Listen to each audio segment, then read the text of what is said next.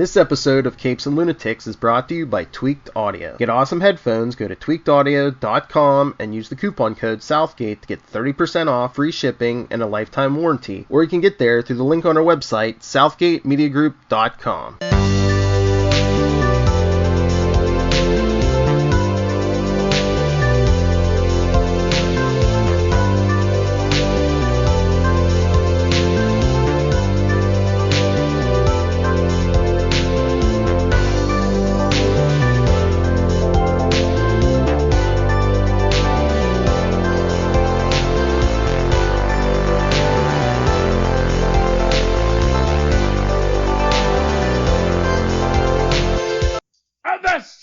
Hearties, and welcome to Full Stream Ahead!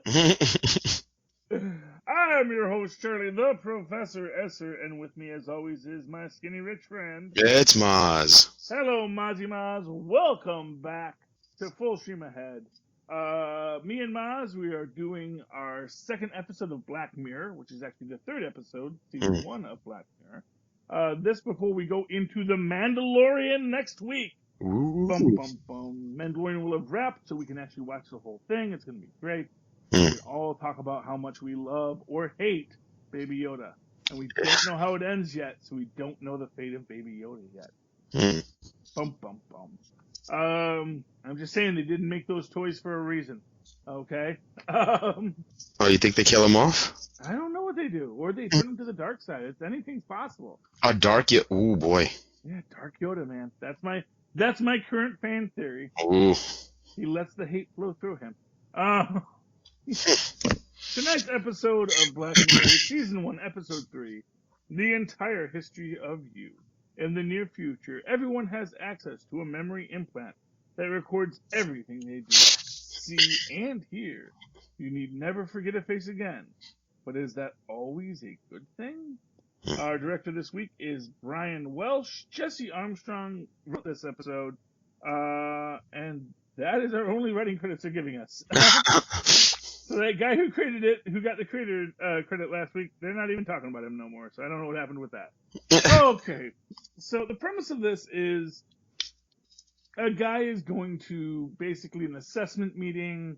This is his, this is an assessment. You know, it's like, you know, we're not sure, you know, there's a lot of people, you know, the company's going through some changes. They can't come up with this brilliant legal strategy, which is we're going to have people sue their parents for lack of emotional care.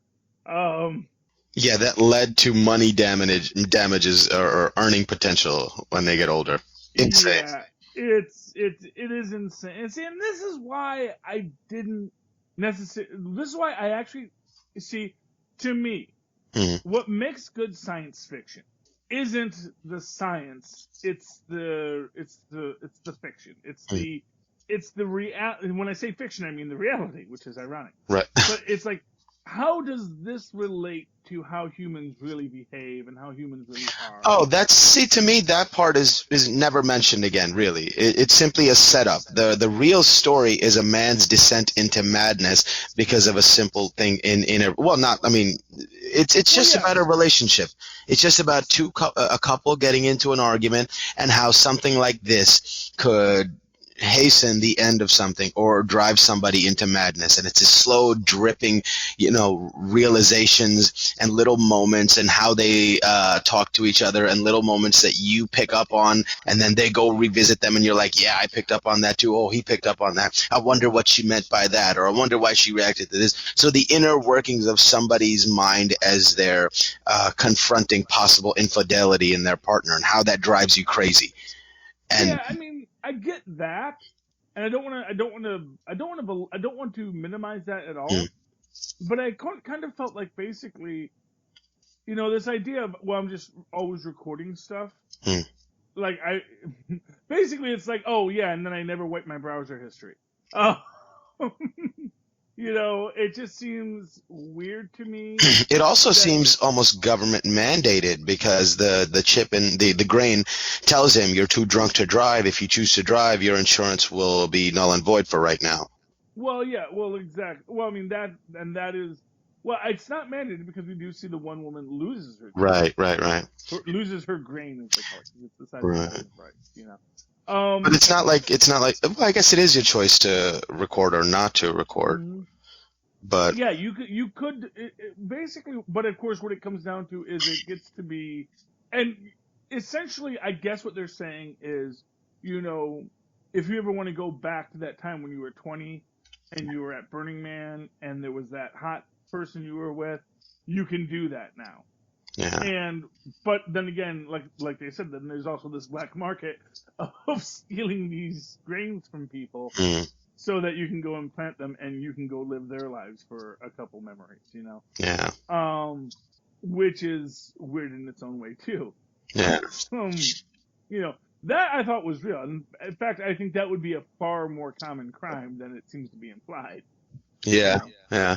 I think that would be a whole other level of, you know, not for nothing, just creepy sexual assault that was constantly happening to women. Yeah. Or, being hacked. Oh yeah, or I mean, like it's a very, very aggressive and unnecessary thing to do to gouge somebody's out, where you can just take like a transmitter or a receiver or something and hack a signal into there, and all of a sudden it's broadcasting everything over to wherever you want it to. Or even rewriting people's memories. Right, and she talks about it as much at the dinner party. She's like, those memories your brain is more powerful than we understand. We have this there to recast those memories to you, but at the same time, your brain can rearrange them simply by input or simply by suggestion, and your brain is still more powerful than this thing is capable of handling. So, it makes you wonder how many of those memories were actually there, or was it his obsession that was driving him to change the memories to remember them a certain way? And maybe hers were as well. Well, and I guess that's where it goes. Well, and the idea of the false memory idea in general speaks to this, because what happens in a false memory is we focus on certain details. And what it is when he's focusing on, he's taking a part of his visual cortex that was something he saw but didn't think about at the time, but now he's enhancing it. And, if you stare at it long enough, it does the thing. When he does the lip reading on it, which I was half waiting for that to just turn into bad lip reading theater. But that's not what happened. It becomes this question of, what is the purpose of our past and our memory? Because again, everyone has a past, and he's mad because his wife had a boyfriend. Exactly. Although they do reveal that they actually were cheating on him. Right. So, I mean, like, you don't find that out till the end, but the first part of it, you're just watching this dude go crazy and act like a possessive, crazy person. And, like, when he confronts her, when they sit down and talk about it, when they finally get back to the house, he has automatically assumed that he has been victimized. Mm-hmm. And he's that kind of person that really gets off on it, or there's a self-righteous sort of thing that happens to people when they say, oh, I was wronged, I am the victim, so I do deserve to lord it over you, or something like that. Mm-hmm. And that's sort of where he's wrong in that situation. You'd see him just going completely losing his mind. But she wasn't a good person either. No, she's not. And that of course is the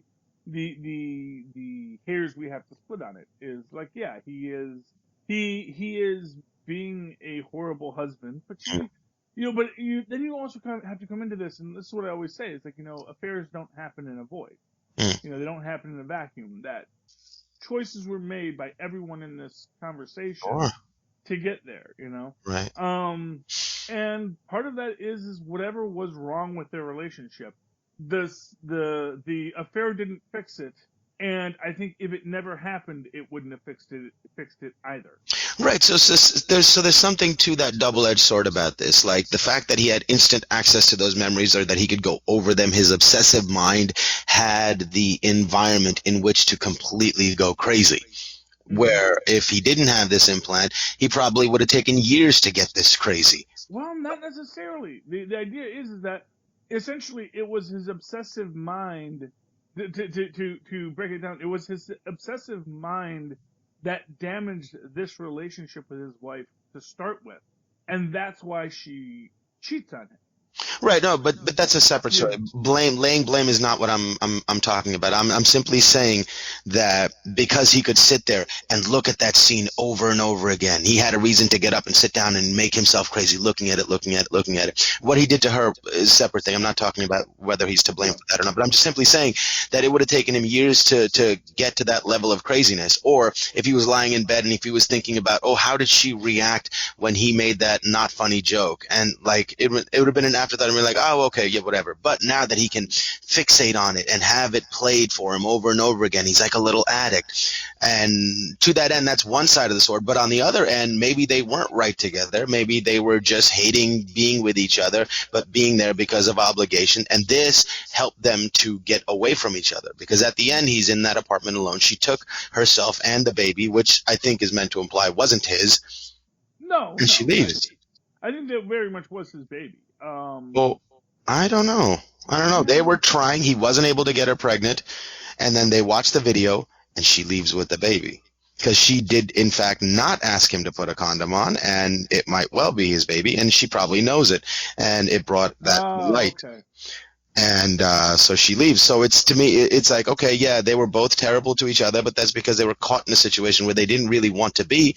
And were it not for this technology, they would not have seen to getting away from each other. And now they have, and maybe they'll be better off because of it. But so maybe this guy would have been, well, first off, he's not better off because we see him at the end still obsessing about her and just reliving. That now he's reliving all the time. Right. But he walks his way to the bathroom, and what does he do? He cuts out his grain so he can't do it anymore. Yeah, well, it is. Well, does he actually do that, or does he try to do it? No.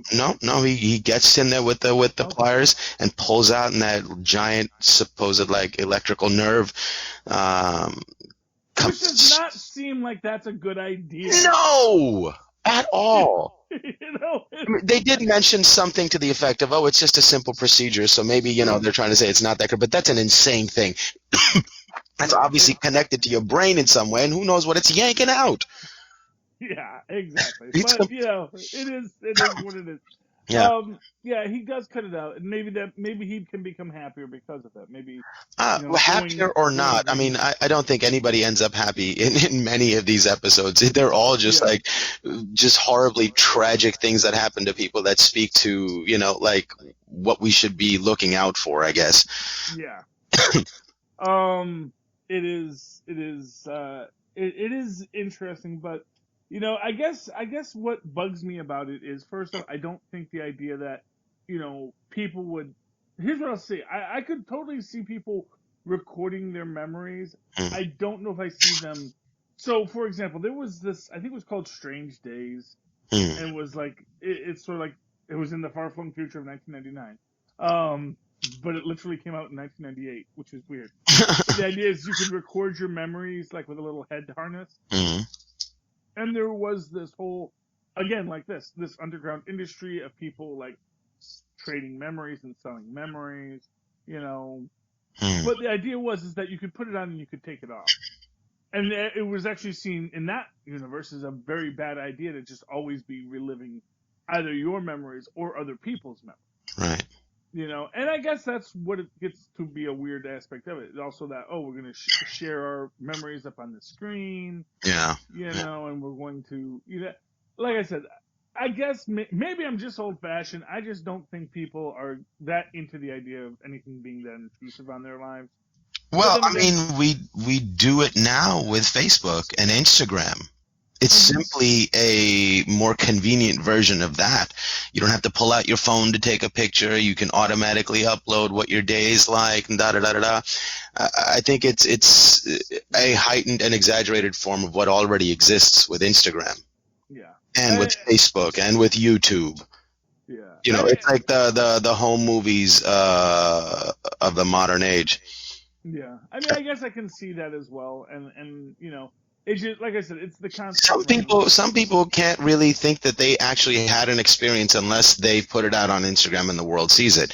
some people find a tremendous amount of legitimacy in getting the reaction from people. And if they don't do it, they feel like they missed an opportunity. Some people I've seen, actually, if they don't post it, it feels like they didn't get the credit for having done it. Yeah. And it's a sickness in a lot of people. Yeah, well, and I guess that's what this is about, is how that sickness can kind of keep on going. That and like the other scene that I thought was great was when they're having sex and they show you, oh, okay, so they've made up, they're having this great sex, it looks like they're having a good time, and then you come to them and they're not even with each other, they're not even there in the moment with each other, they're in their own memories and just using each other as a toy or a tool. Exactly. Yeah. And that was really sad. Well, yeah. But it's like, and then it makes me think, is it helping you prolong the magic beyond what it should, or is it simply helping you prolong the magic in one of those slumps until you find your way back to being friends with each other? So it, could be therapeutic, or it could be harmfully prolonging something that shouldn't exist. I think when you're not sharing with the other person, it's not. Right, but then is it like they made a promise to each other to be married, and there will be times where you don't like the person, or yada yada yada. Yeah, so is it something that helps you bridge that gap, or is it something that's prolonging that you shouldn't exist? Well, I think what it is it stops existing once you stop. It stops being what it's supposed to be when you disconnect from that person. Right, but don't you need momentary disconnections, or is it like once you do that, the marriage is over? That you're both aware of, Right. So exactly, basically when you start going through the motions with another person, that's when that relationship's, it's fine to tell your spouse, hey, I need a little alone time, I need my me time, I need to spill pie on myself. Well, sometimes those things aren't spoken; they're just done. It's like, okay. Well, yeah. Take your time, or but you don't walk out on something because it's not working right now, and this may be a healthy thing to help you still be able to stay with each other and still get the experiences that you're looking for, but wait till it gets better. I don't know.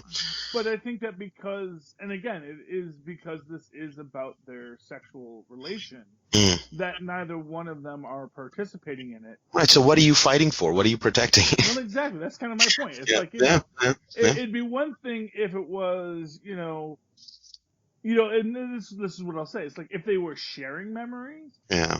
If they were watching porn together, I think that would be something that could bring them closer together. Yeah. But because they're literally just both, and again, because it's both of them.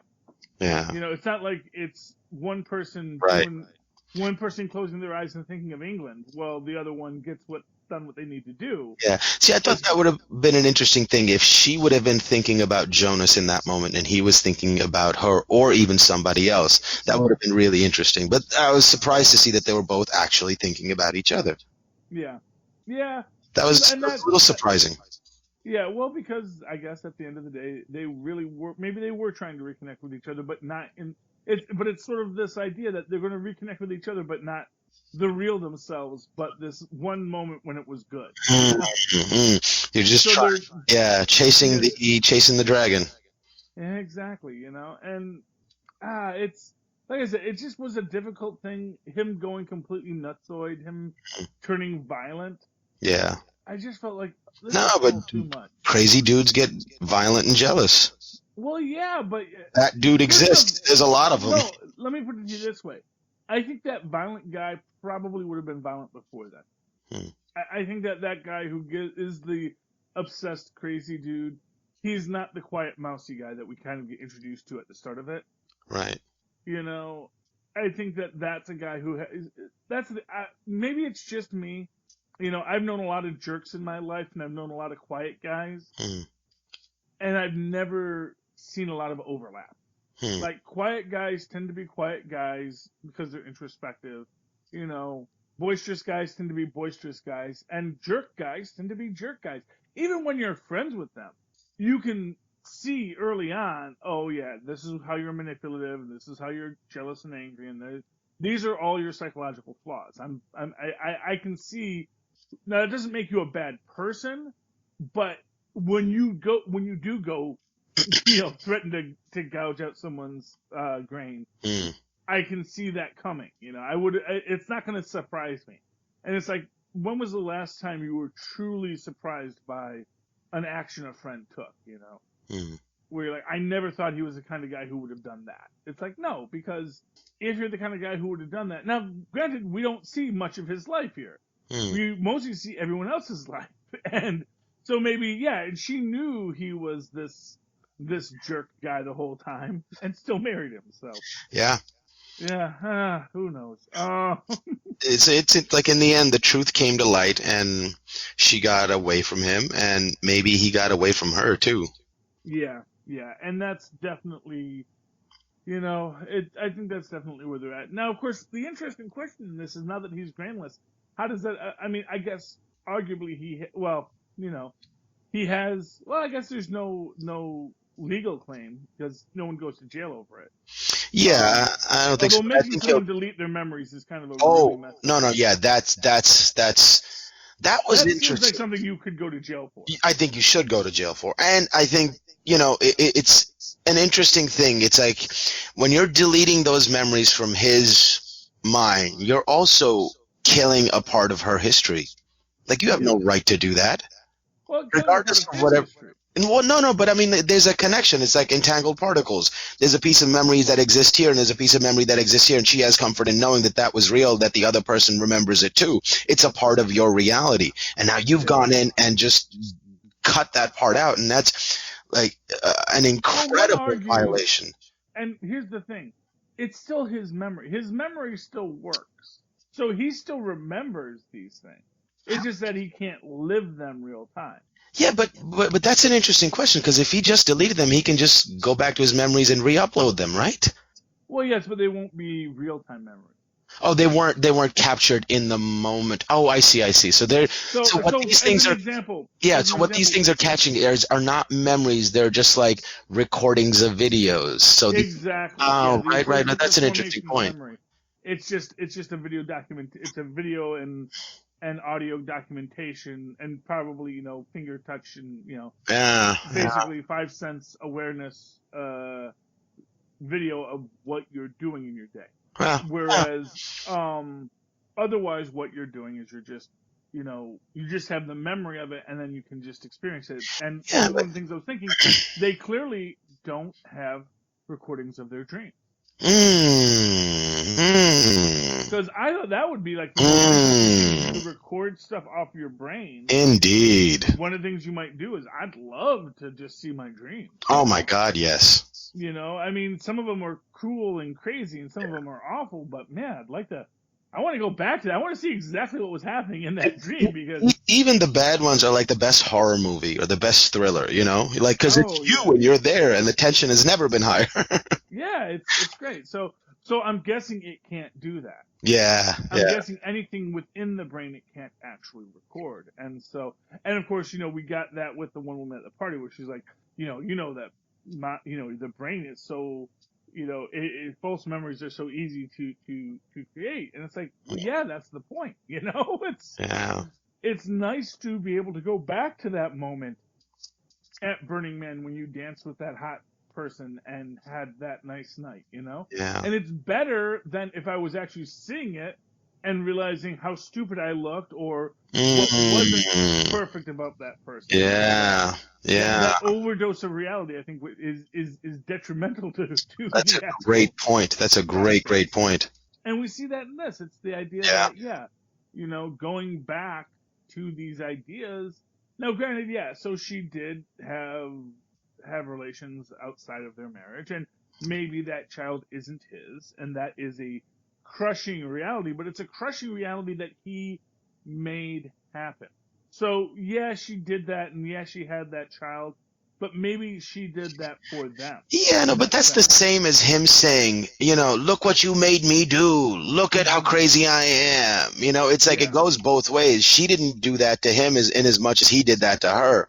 If he's being unfair, you talk about it, you don't just like wait till he's gone for 4 days and have sex with somebody else in their bed.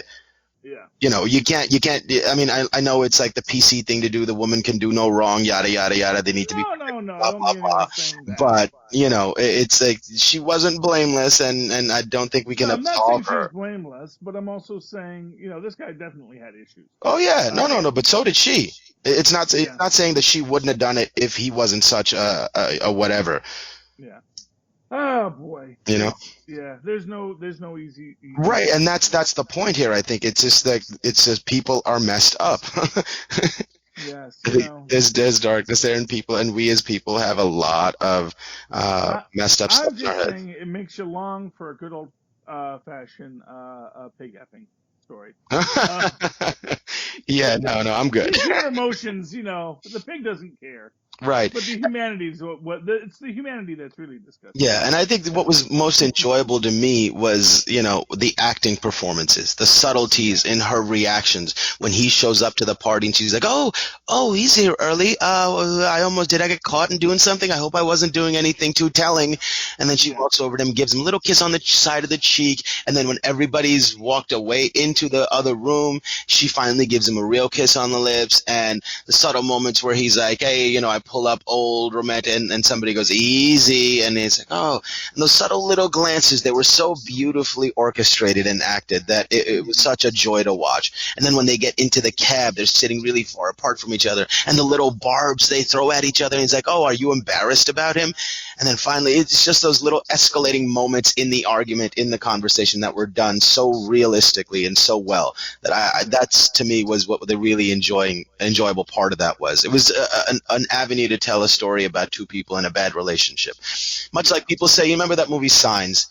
People love to say, oh, you only saw the alien for a minute. Oh, you didn't get to see the alien. It wasn't about the alien. It was about this family going through what they thought was the end and how they dealt with it, the grief, the craziness, and how it brought them together. That was the meat of the story. And for me, this is an outrageous, outlandish, technological story as an effort to tell a simple story about two people that are having trouble. Mm-hmm. And that's what I really enjoyed about it. Yeah, and I'm very much inclined to agree. I think that is the thrust of it. That's what makes it a good story to tell. Yeah. And like I said, on some level, the sci-fi aspect of it, it does take me out of it, and which is maybe one of the reasons I really liked the first episode we did, because nothing takes me out of it. Yeah. There was nothing in that first story that made me go, oh, well, that's not how that technology would affect society. This one, it's like, and again, it's like, I wonder if sometimes they create a technology in a sci-fi story to be a plot device rather than really asking, well, okay, if you had this, how would people use it? And yeah, people are going to abuse it, obviously, but how people integrate it into their lives is going to be very, it's sort of like, have you watched The Watchmen yet? No, I have not yet. Oh, okay, so there's a thing called nostalgia as a drug. Basically, like the member berries from South Park. I'm sorry, what? The member berries from South Park. Oh, okay. Yeah, I never saw that episode. But, it's great. Everybody eats these berries and it makes them nostalgic about something. Remember when? And the whole town gets addicted to them. It's really funny. Yes, well, but the idea with the nostalgia drug is that it was used as an Alzheimer's medication or dementia medication. Oh. So basically, if you were having trouble, like, with your memory, you could take these and this could help you remember who you were and where you're from. Wow. Although actually, I think the actual problem with dementia usually isn't memories, it's actually signals. Well, it's the problem with dementia tends to be your awareness of your current state, not your past state. So, but I guess maybe it helps you organize your memories in a more dramatic way. But of course, what happens is people start taking other people's nostalgia and start, ODing on it. And it's an interesting concept. Brain chemistry is fun. Indeed. Yeah. So and so to me, it's always this question of when you have this technology, is it going to be displayed in a way that seems realistic? And yeah, I guess I just never. I guess I felt that a lot of this, although again, it's supposed to be an allegory for basically obsessively going over your spouse's Facebook page. And I think that's very much what it's supposed to be. It comes into this question, or the idea that what if your employer could just, when we're going to be assessing your Facebook page, or doing a random drug screening. But the one place where it was, I thought, incredibly useful is when the guy is going into the train station or wherever and is like, hey, let me see the last 24 hours. Let me see the week before that. Okay, just want to make sure you didn't go anywhere near any bombs or whatever. And I was like, wow, that's amazing. That's beautifully useful. I'm so with that. Well, yeah. Well, I'm not necessarily with that because that's really a gross invasion of privacy. But I don't know, at but the if it same keeps the time, plane from blowing up.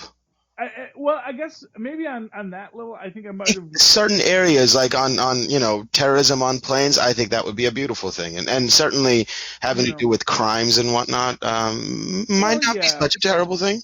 Not such, except that you can also delete memories. So you could say, well, what happened in this block where you deleted something? You could say, well, I effed a pig, and I don't want to remember that. See, and this is why they killed Google Glass, because the implications of something like this are so crazy.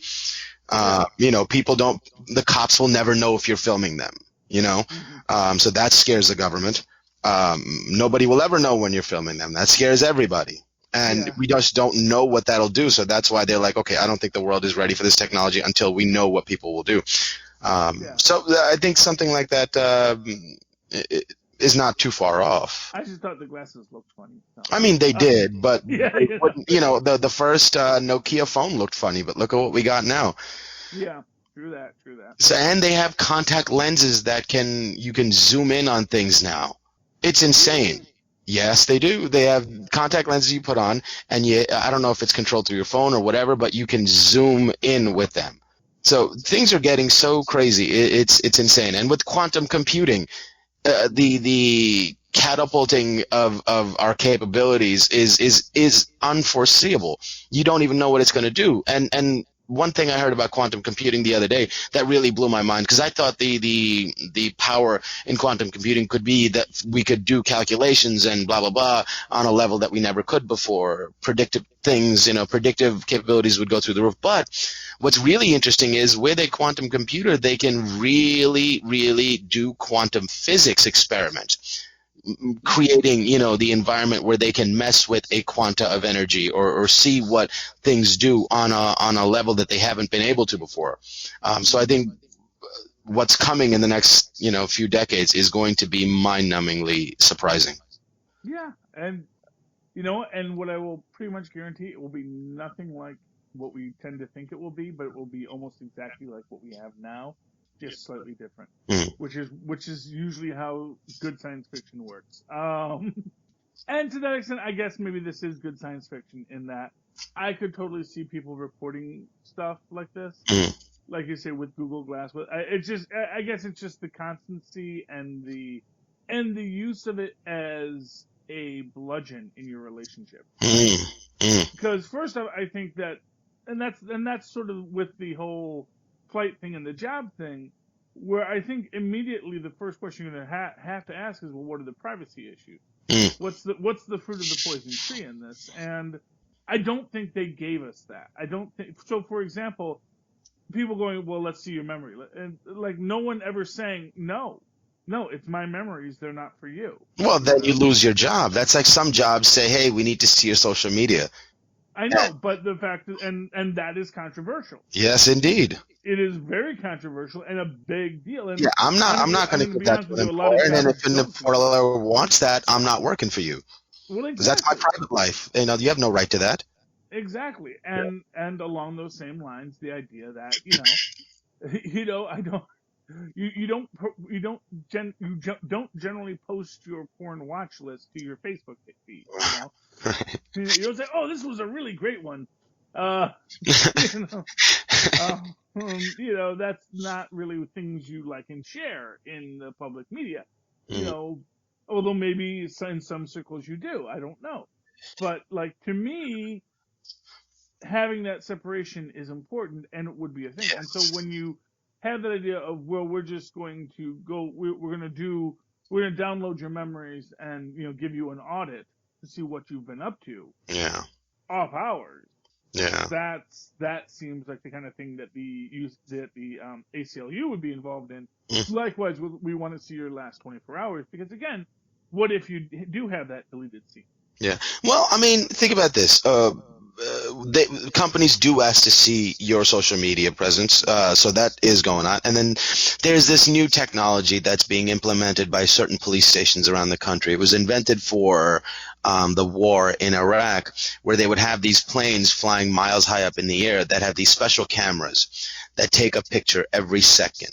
And they've trained certain people to be able to interpret, because you can't really tell what's going on. They're just like blips when you look at them. They'll take an image of an entire city, but if a crime happens, they can trace back up to 24 hours the entire city. Oh, that van went from there to there. Before that, this person went from there to there. So there is a 24 surveillance thing happen in certain states, and the police can requisition those records and see exactly where the criminal went. So those sorts of technologies even now do exist. Because they were using them in Iraq to see where a car bomb came from.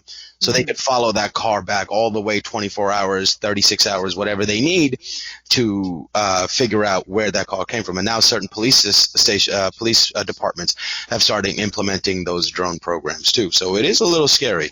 Yeah, but again, so here's the difference. So when someone wants to look at your social media feed, first off, that's your curated feed. So you're only putting up there what you want people to know about you. So, if you're putting up there, hey, I like to put bananas in my ears and swing from chandeliers, that's your choice, and that's what your company is going to decide to use or not use. Right. But I think what they're saying is if we don't watch our steps, this is where we could end up.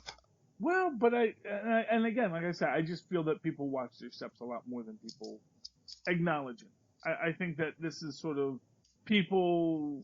I feel like in this, it assumes a worst case scenario that isn't borne out by observable history and fact. I mean, I don't know. We found several instances where stuff like this is happening. No. No, because like I said, as far as social media, that's your curated social media. Right, but okay. So I think you're trying to say that it's bad because it's not realistic, but it's not supposed to be realistic. It's supposed to be a worst case scenario of what could happen if we don't watch our step. And I'm not saying it, and I'm not saying it's bad. I'm just saying I preferred the other two episodes better than that. I mean, it was enjoyable. I just felt, I felt that it lacked something that the other two both had, and honestly, I think really it was kind of a deeper commentary beyond a personal, because I guess on some level this is a very personal story between these two people. And that's kind of maybe what it is. Like, to me, I don't think anyone else gets to be a person except our protagonist in this. That the protagonist gets to be a person and everyone else is just another file on his memory. And I feel that maybe takes away from it. Interesting. Yeah. But yeah, there's lots of reasons you like or don't like something, and that's just where I was with this. And right on. I think I would have preferred it had they explored deeper what this technology meant for society, rather than just saying this is a technology that exists in society, and here's a narcissistic, self-obsessed dude who has that technology. It's like, okay, because like I said, there would be nothing keeping him from running over memories in his mind without the device. There would be nothing keeping him from being obsessive and worried and paranoid without this device. Sure. I think it hastened up his madness, though. Yeah, but that's the thing. I think that's what you call a counterfactual assessment. It's like you can't say that it did because we don't know what it would have been without it. So neither can you say that he would have done it regardless, right? Well, I'm saying he could have. Right. Well, that's what they're saying. Well, and he did. And when you say it accelerates it, I don't know if it would have accelerated. I think he would have been just as obsessed and just as worried, and I think the same plotline would have occurred. Yeah, but it's the same argument that I can say that, I don't know if he would have been that crazy without it. We don't know, but, you're making an assessment just as much as I am, no? Well, I mean, one could make that argument, yes. So, yeah. Okay. I think that's what's interesting about these is that it causes these sorts of conversations. And I think most of the shows that we do end up in conversations like these anyway. So I thought it would be a perfect fodder for us to have these kind of conversations, which I love. And I love them as well, Mozz. That's why we do these shows. Indeed. It's what is fun for us to do. Indeed. Anyway, Mozz, any final thoughts before we say goodnight? No, I think we covered it pretty well. To me, I really, really enjoyed the acting in this. Her subtle reactions to when Jonas gets up to touch the new girl's neck where she had been gouged, the subtle uncomfortableness that she had, and how he picked up on it. Those little moments happening. There was so much happening in those tiny moments, and I loved it for those reasons.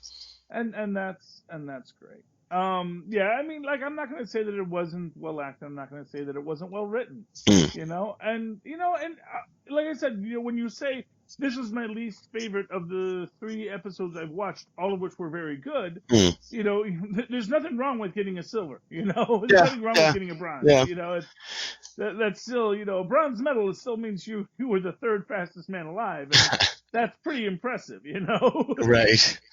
So I did enjoy it. I don't want people thinking I'm like, oh, it was awful. I'm just, right. I have negative feelings about some shows too. And like I said, things that other people felt negative about, I was totally cool with, Yeah.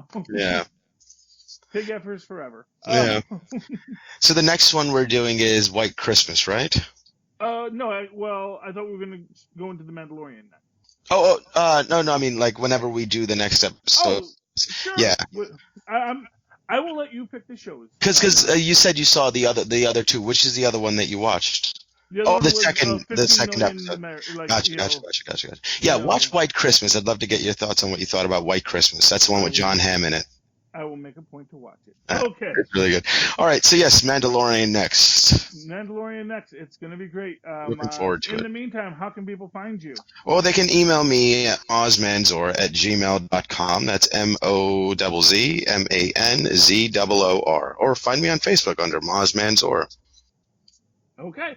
And, of course, you can always write to me in that old-fashioned email way, like they do on the Black Mirror, at superconnectivityblog@gmail.com. That's superconnectivityblog, all one word, @gmail.com. And, of course, follow me on Twitter as I live tweet all sorts of things whenever I get around to it, at Charlie Esser. That's CHARLIESSER. Look for the 2 E's in the middle. For quality. Ding! Ding. There we go. I actually kind of like your little raspy voice. The last bing did not come out very bingy.